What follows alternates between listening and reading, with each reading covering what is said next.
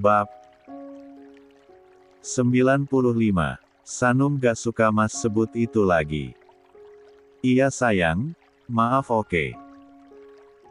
Gaza mengubah posisinya jadi duduk dan membujuk. Ada akibat dari semua perbuatan. Kalau Mas mau Sanum nunda, ya udah abis selesai kuliah aja, jangan abis. 99. Lulus. Kok gitu Bay? Gaza menekuk wajahnya. Kamu marah dan gak bolehin sampai selama itu hanya karena omongan aku. Sanum gak marah. Sanum gak suka aja Mas. Ya Allah Bay, kok kamu jadi sensitif? Aku gak maksud gitu. Sanum cemberut. Maaf ya. Mohonnya. Gaza menangkup kedua pipi Sanum dan menatap penuh permohonan. Janji Mas gak bilang itu lagi. Iya Bay. Benar ya. Janji sayang, Gaza mengangguk mantap. Dia menyodorkan jari kelingkingnya. Sanum menatap jari Gaza sebelum kemudian menautkan dengan jarinya. Gak ngambek lagi? Tanyanya mendapat gelengan Sanum. Gaza tersenyum, dia lega. Jangan ngambek-ngambek, nanti kamu jadi jelek, bisiknya menul Noel pipi. Sanum. Mas Gaza mah. Gaza terkekeh. Tidur Mas. Ya. Sanum tersenyum, sejak tadi Gaza uring-uringan dan tidak bisa tenang. Sanum tidur posisi miring dengan jarinya yang kini digenggam gadis mungil tersebut. Sanum masih tidak habis pikir. Kenapa anak sekecil ini lepas dari pengawasan orang tua? Lagi pula orang tuanya juga, anaknya hilang kok gak dicari. Atau jangan-jangan benar, jika anak ini sengaja ditinggalkan orang tuanya di dekat taman. Mengingat sekarang banyak kasus anak telantar, Sanum jadi merasa sesak sendiri membayangkannya. Sanum mendongak. Dua alisnya naik menatap Gaza yang menatapnya dalam diam. Ya Mas Gaza. Gaza menggeleng lalu mengubah posisi menghadap arah lain. Dia memejamkan mata berusaha terlelap, menjadikan guling untuk dipeluk ganti Sanum. Tapi tidak enak. Bay, kamu dia di tepi tapi kasih guling bantal biar gak jatuh gimana? Gaza menoleh dan memberikan penawaran. Tatapannya penuh harap. Gak Mas. Kita tidurnya mepet ke tepi, jadi gadis kecil ini gak akan jatuh, kan luas. Enggak Mas. 100. Gaza mencebikkan bibirnya. Anak kecil tidurnya suka pindah-pindah, lebih baik gini seenggaknya dia aman Mas. Spring bed kita kan gak di lantai Mas. Kalau adeknya jatuh bisa bahaya. Gaza kembali berbalik badan dan memejamkan matanya. Sanum tersenyum geli, dia mengulurkan tangan. Sini pegang tangan Sanum Mas. Tangan kamu dipegang dia. Udah lepas nih. Gaza sontak berbalik badan dengan semangat. Dia memeluk tangan Sanum walaupun jadi harus merapat ke tengah, di antara bayi berumur 2 tahun kurang itu. Selamat tidur Bay, bisiknya semangat. Selamat tidur Mas, balasnya tersenyum. Gaza membuka matanya yang berat kala tubuhnya didekap erat oleh tangan mungil. Begitu matanya terbuka lebar Gaza kaget akan keberadaan gadis kecil tersebut dalam pelukannya. Cek, sejak kapan dia peluk gini? Dia menatap Sanum yang malah jadi jauh dengannya. Gaza melepaskan pelukan gadis kecil itu lalu berpindah ke tepi lain dan tidur memeluk Sanum. Senyum Gaza melengkung lebar. Dia mencium puncak kepala Sanum sebelum kembali memejamkan mata. Walaupun dia mepet ke ujung, Gaza tidak peduli selagi kini dia tidak terganggu lagi karena keberadaan gadis mungil itu di antara mereka. Sesaat kemudian dia terlelap nyenyak. "Papa. Papa." Gaza bergumam kesal karena tidurnya nyenyaknya terganggu. Dia menarik selimut yang kini ditarik-tarik bersama suara cadel yang terus memanggilnya papa itu. Gaza menutup seluruh wajahnya dengan selimut dan menutupi juga telinganya dengan bantal. Sesaat kemudian dia merasakan ada yang meloncat ke atas tubuhnya. "Bai!" kesalnya. Sanum yang baru kelar berwudu tertawa melihat hal tersebut. Ini masih pukul 3 pagi, tapi gadis kecil itu sudah bangun dan tampak segar abis tertidur. Tawanya terdengar riang memenuhi kamar. "Sini yuk sama kakak." Sanum mengulurkan tangannya dan menengendong. "Papa." Matanya mengerjap polos. Dia menunjuk Gaza di dalam selimut. "Masih ngantuk? Ayo sama kakak." Sanum tersenyum, "Sholat sama kakak yuk," bujuknya. Gadis kecil itu mengangguk dan mengulurkan tangan. Sanum tersenyum senang dan memeluk erat. "Nah kita wudu dulu ya cantik." Sanum mencium pipi gadis mungil itu. Rambutnya acak-acak bangun tidur. Makin lucu. 101. Sanum lalu menurunkannya di kamar mandi, dia mengulang wudunya dan mengajarkan hal tersebut. Gadis kecil itu menatap Sanum dan meniru pergerakan Sanum. Dia tampung air dari keran dengan tangannya dan membasuh asal wajahnya. Rambutnya ikut basah. Sanum tersenyum melihat hal tersebut. Karena senang dengan air, dia malah main air.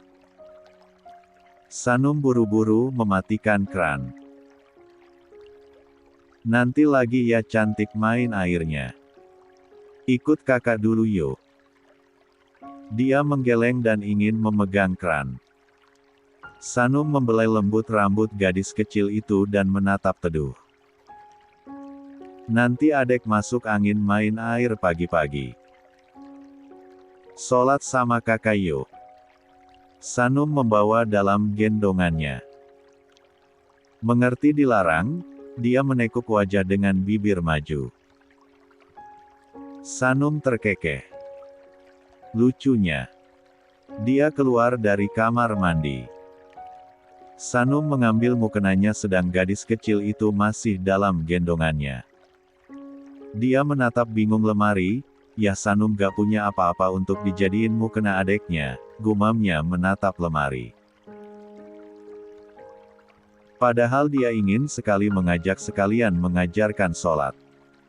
Walaupun gadis kecil ini tidak paham, tapi otaknya sudah menangkap dan bisa meniru hal-hal di sekitarnya. Tunggu. Senyum Sanum terbit lagi teringat sesuatu. Dia beranjak ke walk-in closet dan mengambil hijab dalamnya. Kemudian di kamar dia pasangkan pada gadis kecil itu. Sanum mengulum senyum, tubuh mungil itu tenggelam dalam hijabnya. Bahkan hijab itu menjuntai ke lantai. "Masya Allah makin cantik deh pakai hijab." Sanum merapikan anak rambut yang keluar dari balik hijab itu. "Anak siapa sih adek? Kok cakep banget," pujinya. Mata bulat itu mengerjap polos. Sanum terkekeh. Dia kemudian juga lekas memakai mukena dan mengelar 2 sajadah bersisian. "Adek, Ikutin kakak sholat ya. Sanum berdiri di atas sajadahnya dan dia menempatkan gadis kecil itu di atas sajadahnya sisinya.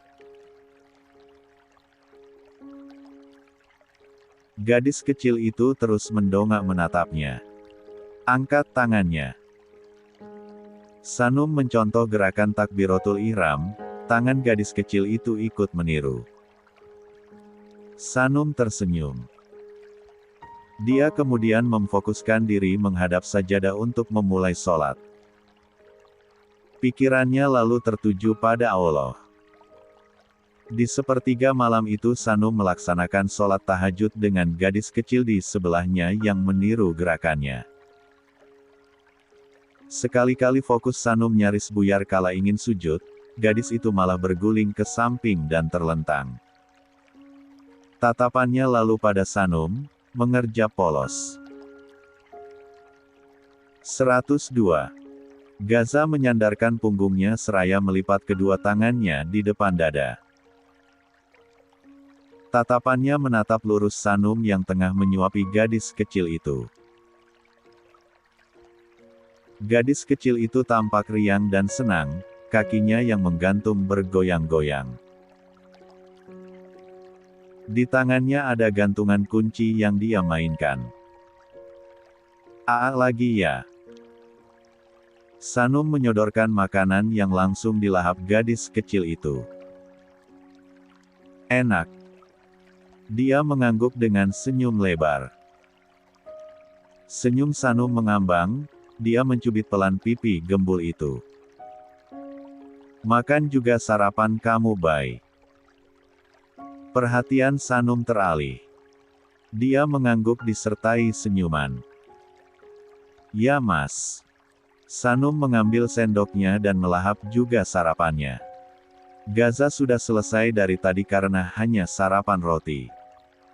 Cowok itu melirik jam di tangannya. Apa sempat ke kantor polisi sedang mereka juga harus sekolah.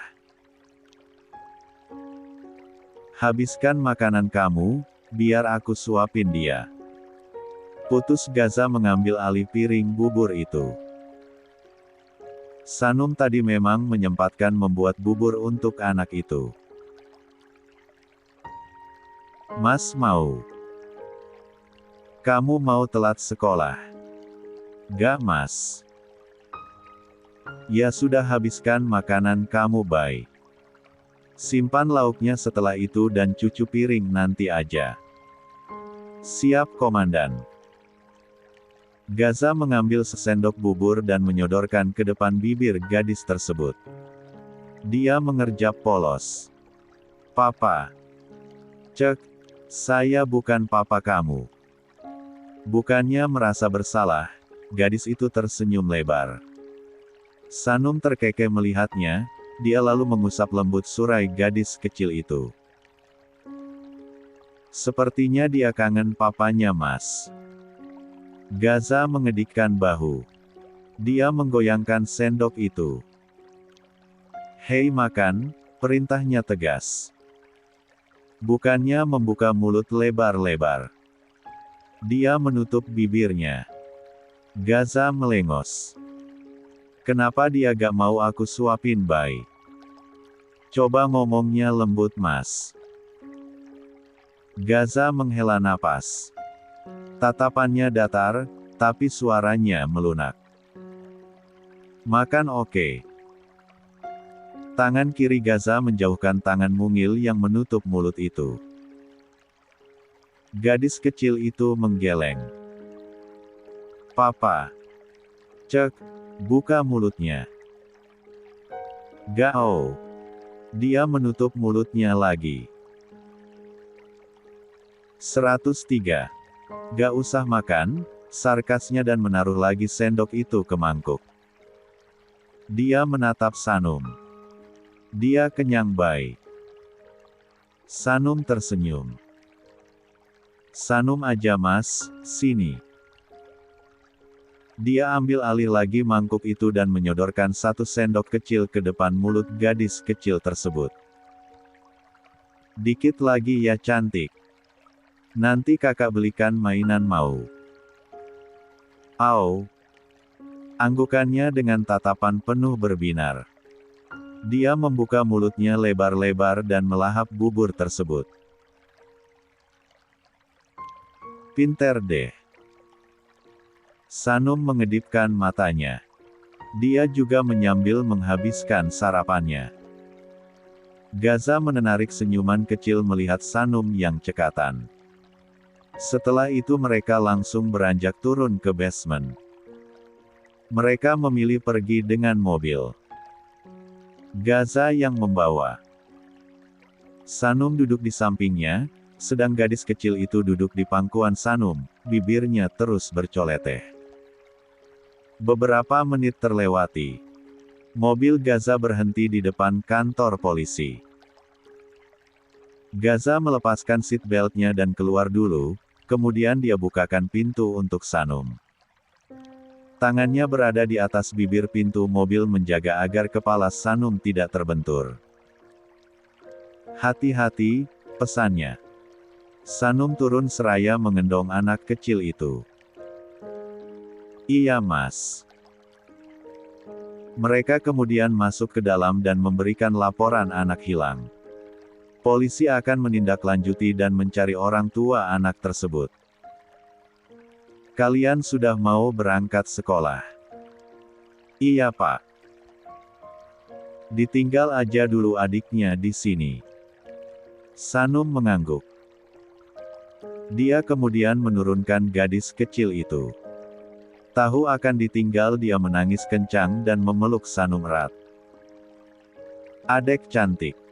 Kakak mau pergi sekolah dulu ya. Nanti mama kamu bakal kesini Ga, teriaknya. Sanum menghela nafas, dia menepuk lembut punggung gadis kecil itu. Adek mau ketemu mama lagi kan? Dia mengangguk dengan bibir maju beberapa senti. Lalu membenamkan kepalanya di ceruk leher Sanum yang tertutup hijab. Sini sama om polisi. Seorang polisi mengambil alih anak tersebut. Tangisnya semakin keras begitu pindah ke gendongan polisi tersebut. Sanum menatap tidak tega. Mas, apa gak boleh kita bawa lagi aja sampai orang tuanya ketemu? Kalau ketemu kita bisa minta mereka jemput ke apartemen, pintanya. Mendengar tangis gadis kecil itu, Sanum tidak tega. Kamu sekolah bayi. Benar juga. Nanti orang tuanya juga datang. Ayo kita pergi. Tapi mas. 104. Dia bukan tanggung jawab kamu bayi. Polisi yang akan mengurus. Kita sudah buat laporan. Sanum meras berat. Dia menatap gadis kecil itu yang mengulurkan tangan dan bergerak tidak nyaman dalam gendongan polisi tersebut. Kalau begitu terima kasih pak. Kami ke sekolah dulu, ujar Gaza. Baik. Terima kasih ya anak-anak. Kalian fokus saja sekolah, pesan beliau. Gaza mengangguk, dia lalu menggenggam tangan Sanum dan membawanya menjauh. Sanum mau tidak mau mengikuti langkah Gaza. Sanum gak tega dengar tangisnya mas. Kencang banget, keluhnya. Mereka sudah keluar tapi suara tangis gadis kecil yang tidak mereka tahu namanya itu masih terdengar jelas. Nanti juga reda bayi. Kita bisa telat. Kalau Sanum izin, sekolah boleh. Hawa bawa ke apartemen aja mas. Izinnya. Lalu kamu akan libur sampai orang tuanya ketemu. Sanum terdiam. Sudah ada yang mengurusnya sayang. Polisi pasti juga akan menitipkan di tempat penitipan anak untuk sementara seraya menunggu ada yang datang melaporkan kehilangan anak. Aku tahu kamu kasihan. Tapi pikiran juga sekolah. Kita mau ujian Bay. Iya Mas, Sanum menunduk. Dia kemudian masuk ke dalam mobil begitu Gaza membukakan pintu. Cowok itu kemudian memutari bagian depan mobil dan masuk dari pintu sebelah. Gaza duduk di balik kemudi lalu mencondongkan tubuhnya ke Sanum. Dia tarik seat belt memasangkan. Kamu udah mengurus dia sejak semalam? Jangan murung, bisik Gaza melihat tatapan Sanum. Iya Mas, Sanum masih berat aja. Gak tega. Semoga hari ini ada yang datang lapor kehilangan anak dan ternyata itu anak dia ya Mas.